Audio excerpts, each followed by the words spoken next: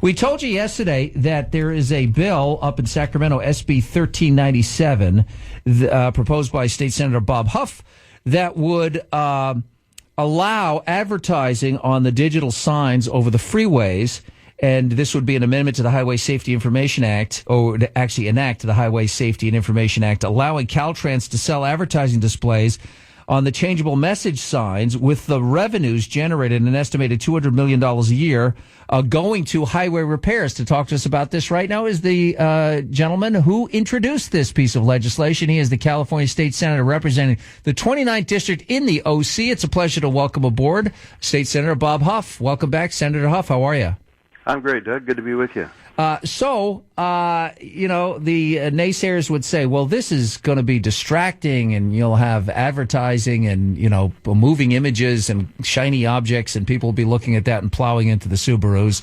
But we kind of already have every distraction known to man in front of us in our cars. I actually don't think it would be that big of a deal, especially with the billboards.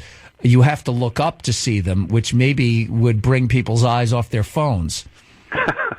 Well, yeah, that. Plus, I'm very distracted by looking at those old dot matrix, things to figure out what the heck it's saying with the burned out bulbs and everything. But there's actually been studies about distracted driving on advertising like this, and they can find nothing, even with some eye tracking software included in the studies, that leads to any conclusion there's distracted driving from signs like this.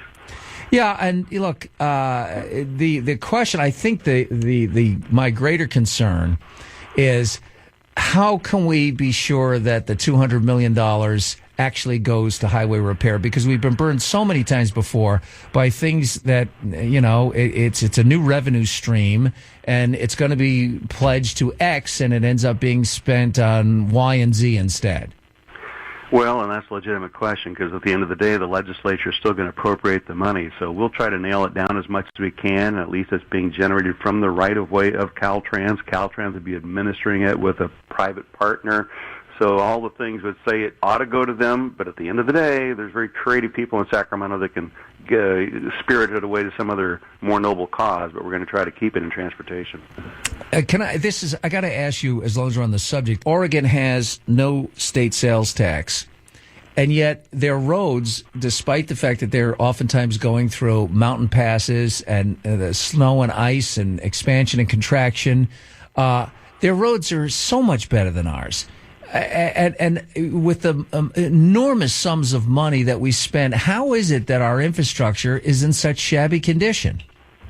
Because as a state, we prioritize other things rather than infrastructure. I mean, you go just about anywhere else on the planet, and you have better roads than you have in California now. Even on new roads, they call it a road diet. They don't want to build new roads because that'll facilitate people driving on them, for goodness sakes. So I think it's part of that whole philosophy that there's greater needs in roads, and maybe if we make it difficult enough, we'll stay out of our cars. Yeah, it's one of the stranger plans for dealing with gridlock is let's make it worse. And we'll just basically, it's our government literally, firing sniper fire at people who are just trying to go to work or pick their kids up from school and making their lives harder. That somehow, if you live in the West San Fernando Valley or you live in South Orange County and you're going to ride a bicycle, to work in the morning when it's 105 degrees. Right. Well, I can't solve philosophical problems, but I can work on issues where we need money to combat the deteriorating roads, so that's what this program's about. How much do we have any ballpark estimate of how much money is needed in California to upgrade our infrastructure in terms of roads and bridges?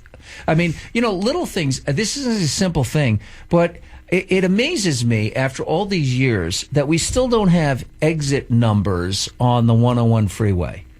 That to me is baffling, because when you I know now in the day and age of Waze and GPS and Google Earth and all that stuff, people have digital ways of finding their way about. But it's just amazing to me that you can drive and you have to tell people, well, Coldwater Canyon, that's 2 exits after, and you have to, rather than just saying 27, A. This is like Transportation 101.